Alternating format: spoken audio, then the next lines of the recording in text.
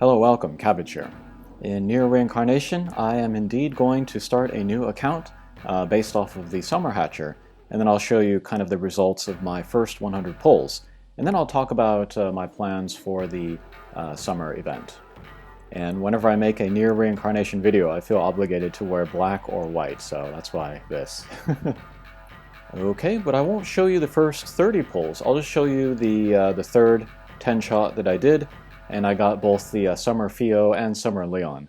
Leon is the one that I wanted the most, but I was prepared to stop on any of the three characters. So yeah, I'm going to keep this account, and this was my first install, which was very lucky. I installed it like half an hour before the day changed, so I actually have the credit for logging in 2 days. But we'll keep pulling. Hopefully I get Akeha as well, so I can make a full team. And then this summer banner, it has its own special pity and then like medals for that. And then I checked, and then all of the Automata limited time characters are not in this hatcher, so I kind of had slightly better rates for the summer characters, so it might be easier to max 1 or 2 of them. And that's my goal. I want to I'll max 1, and then I'll stop, and then I'll use pities or generic materials to finish off whoever else there is. Okay, but here I have enough saved up for 70 summons, so we'll do the 30 plus the 70, do an even 100. And I like Carrier more than Mama, so we got Carrier here to do the pulls with. Okay, I don't see any rainbows, so we're just going to skip. Hopefully it stops. Oh, oh, oh! Oh my goodness. Alright, so my 40th pull, I got another Leon, and then we got the 3 version of him, so we have 14 of his books. If I am super duper lucky later and I get a 2 version of him, that would be basically 3 pulls in 2. I could awaken him 3 times, that would be great. And a Fire Fist, which is excellent for Fio. Alright, let's keep pulling. Okay, no purples here, we'll skip this too. No stoppage, alright.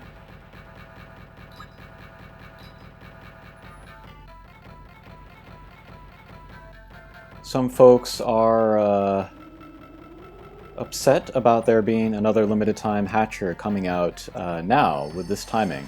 They're like, oh, I don't have any gems left over from Automata. That's one way to look at it. Another way to look at it, the way that I prefer to look at it, is it's kind of a gift to players starting now or to players restarting, because it's more choices for hatchers that they could start on. And I'm taking advantage of that. Okay, we got the 3-star versions of Akeha and Demus, and then they are a pair with that collection mission, so I'll get the 1,000 gems there.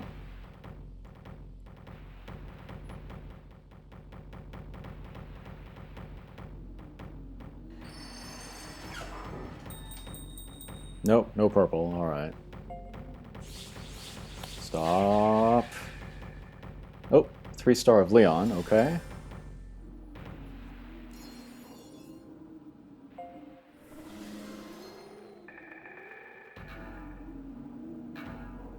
Alright, we got 3 more pulls.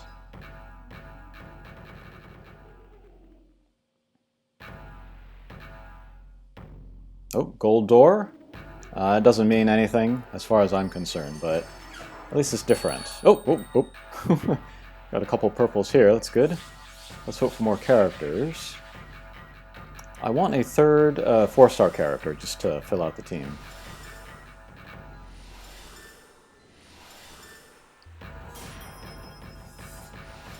No, Dark Gun, okay.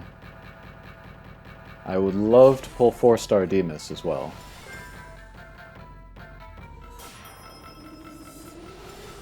Ah, Wind Fist, alright. Of course I want more fists for my Fio, but her Beach Ball that she comes with is Wind Element, so I need that one a little bit less. But once I finish leveling the Beach Ball, I can level this one, use it as a sub-weapon. That would be fine. Or, like, you know, use them interchangeably if they have different skills. Now, this one's kind of blurry, isn't it? Did you see that? Okay, no purples here. We'll skip. Okay, no purple, so I guess that blurry thing didn't mean anything. Okay, last 10 shot.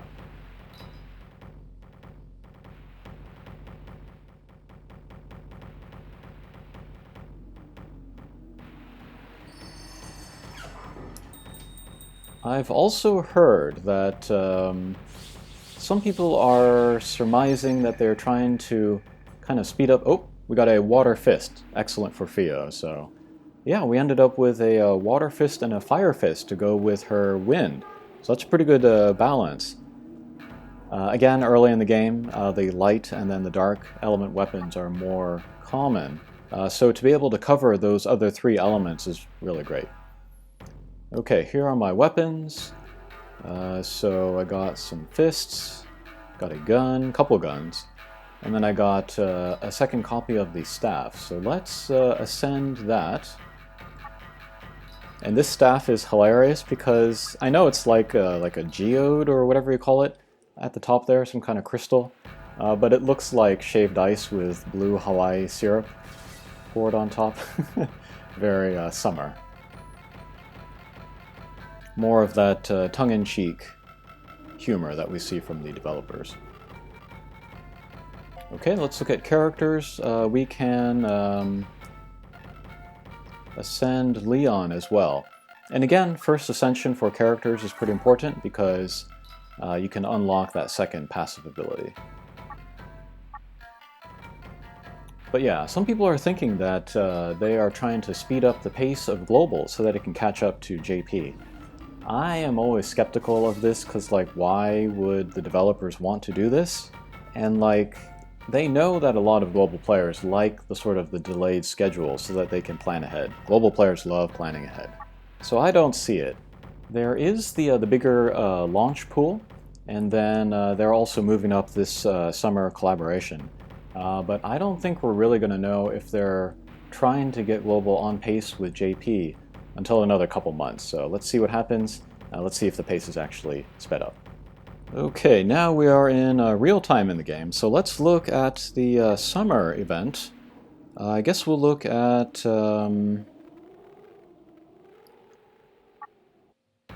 let's look at what we can exchange. So we'll go here. And there's been some talk that it's going to be too hard to farm this event because there's not as much easy access to bonuses for the farming.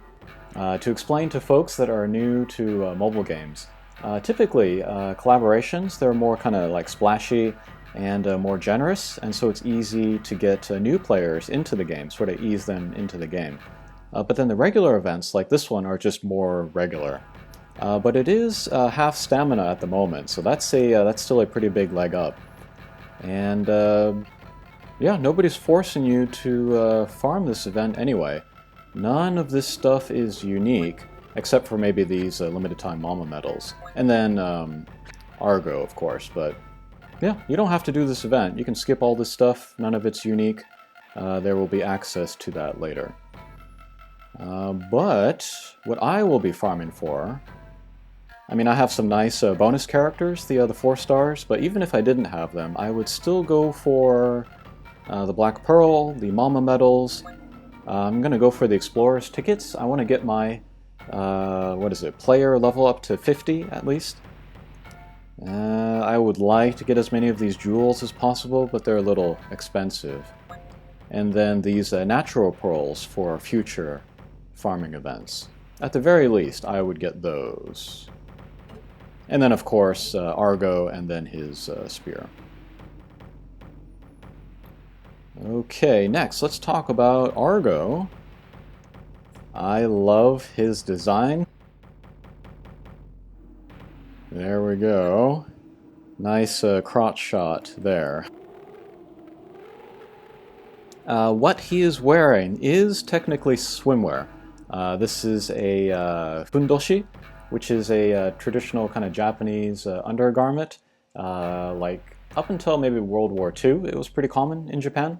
And then if you see it from the back, it's like twisted and it's like a thong in the back there. And then I'll put up a picture of Hiroshige. He was a kind of a woodblock print artist, very, very famous, maybe #1 in Japan. And this scene is from the Tokaido route, I think from Kyoto to Tokyo. And then you can see the people there wearing the fundoshi. Very traditional Japanese garment. After World War II, there was much more influence from the West, so people started wearing boxers and briefs. But you see, like in festivals, which are kind of like throwbacky to the old days, you know, they want to dress like in the old days, they'll wear the fundoshi. And then his coat is very cool too. This looks like Ainu style. Ainu are like the kind of the Japanese version of Native Americans. They lived in Hokkaido, that northern snowy island. And it's fascinating. You compare the art of Ainu and the art of Inuit, and you see a lot of similarities there.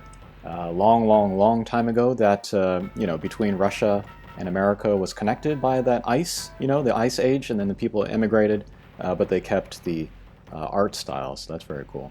So he looks cool. He's got some traditional Japanese to him, and this is kind of indicative of kind of a larger trend that we see in Japanese video games and other pop culture, where like traditional Japan is cool again. Like back in the 80s, you know, nobody was interested in traditional Japan except for old men and women. But I think there were two pieces of pop culture that really changed things. One was the Ninja Scroll movie, and then the other was the Samurai Showdown video game. A lot of people around the world are familiar with like Ghost in the Shell and Akira. But if I could choose like the third most influential film from that time, I would pick Ninja Scroll. And that was kind of the first one in a long time to depict old-fashioned Japan as cool. And then Samurai Showdown kind of put that into super overdrive, especially with like the backgrounds and then the costume design and the music and everything. It made old Japan very cool. And then speaking of Samurai Showdown and Ainu, Nakoruru, I think she's Ainu. You can tell by looking at her background and like the old guy and in her stage, and then like what she's wearing. But from then, and then really like the last 10 years of Japanese mobile games, we've seen a lot of character design that really kind of reach back. They're researching kimono and hakama and other, you know, traditional Japanese colors and patterns and styles of clothing. So it's very, very cool to see all of this old culture kind of coming back and then being more kind of attractive to younger people. We're seeing like younger Japanese people kind of have more pride, you know, in their history and not be embarrassed about, you know, losing World War II and trying to be like Western people as much as possible. Okay, kind of a weird tangent there. But also, looking at Argo here and his crotch shot, I think this is another example of like the developers of Nier Reincarnation not being like other developers. Like almost no other game would think to make a handout unit this old guy with a beard. He's not old, he's maybe like 20s or 30s. But that's pretty funny that they would do that. And then back in the JP version on that schedule, the first unit that got a pickup hatcher was the ball-headed girl. There is zero market for ball-headed girls in Japan, and yet the developers went with it, so it's really fascinating to watch how this game's playing out. But yeah, I am going to use 3-star Argo. I'm going to get all of his books, I'm going to max him out, probably level him up. That will be at least until I get maybe 4-star Argo awakened a couple times, which who knows when that's going to happen. And then I'm going to skip Replicant as well, so that means I'm not going to get the protagonist. So yeah, I might be using this Argo for a while. Although I don't have any 4-star spears, so yeah, I don't know. Okay, I think that will do it for this video. Maybe I'll try to save up for a whole bunch of pulls again, and then make another video about that. Alright, thanks for watching, and we'll see you again. Take care.